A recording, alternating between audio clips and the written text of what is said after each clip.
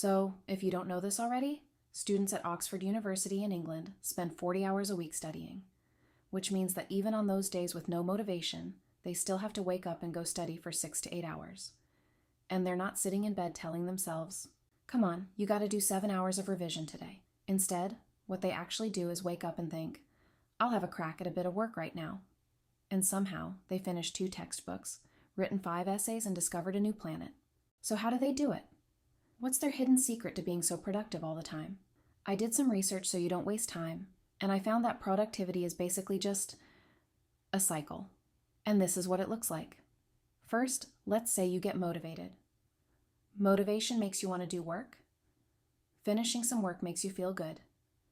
And that gives you motivation to then finish more work. And just like that, the cycle keeps going. More motivation equals more work equals more motivation. This is literally why, sometimes, you can spend 3 weeks avoiding an assignment, but then, 30 minutes before the deadline, you suddenly turn into a productivity machine. Your motivation spikes, the cycle speeds up, and nothing can stop you. The cycle also explains why you can get so much more work done when you have a to-do list. Because each time you cross something off the list, you're very obviously telling your brain, "Look, I finished a task, be proud of me." And if you're proud, you'll get a tiny dopamine boost that makes you want to keep going. And eventually comes another task. That's going to give you an even better feeling once you cross it off. If you want to take it to a high level, you can split up a big task, like homework, into each individual subject, and even better, you split it into each individual task. What you're doing here is that you plan your work to feel less confused and eventually get things done. And it's important to know that if you don't have a lot of motivation, you can still start up the cycle by doing these things. Ask yourself, why am I doing this? How will my future self benefit from what I am learning now? Here you need to challenge yourself by putting a fake deadline. Pretend your work is due in 30 minutes and see if you can finish this faster. Or you can kill the boredom by switching up the location you work from, or even just facing a different direction. You can honestly work from even the most nonsensical of locations. Make work into a habit by doing it every day around the same time. For example, a lot of people have a morning routine of wake up, pray, breakfast, gym. Or they have an evening routine of come home, change clothes, eat food.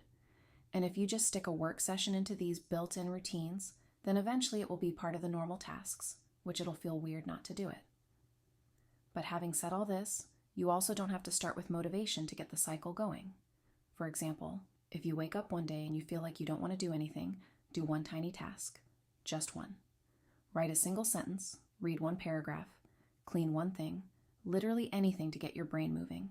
And before you know it, the cycle is running at full speed. And this is the secret. Don't wait for motivation. Start working now and get motivated as you work. Even when the cycle is going, sometimes you hit a wall. Things like tiredness, confusion, boredom, anxiety, and distractions are all things that make this cycle less and less efficient. But the good news is that everything has a simple solution. If you're too tired, take a 10-minute walk.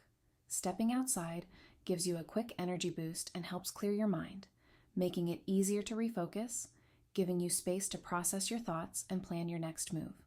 Plus, letting your mind wander now can help reduce the urge to get distracted later.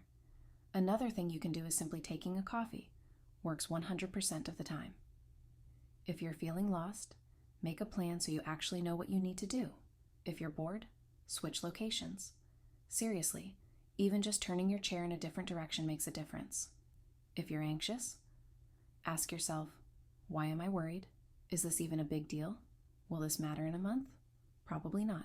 For example, if you have an anatomy test coming up, you might feel too anxious to study. Why? Because you're worried you might fail anyway. Is this a big deal? No. It's just an exam anyway. We will die at the end. Will this matter in a month after I pass the test? No, cause after that, I will get a really good sleep and probably I will forget about the exam I have passed. If you're distracted, put your phone in another room. Don't just turn off notifications, hide it. By the way, if you're looking for some Notion templates to start with, you can grab mine for free. If you got value from this video, let me know in comments. Bye-bye.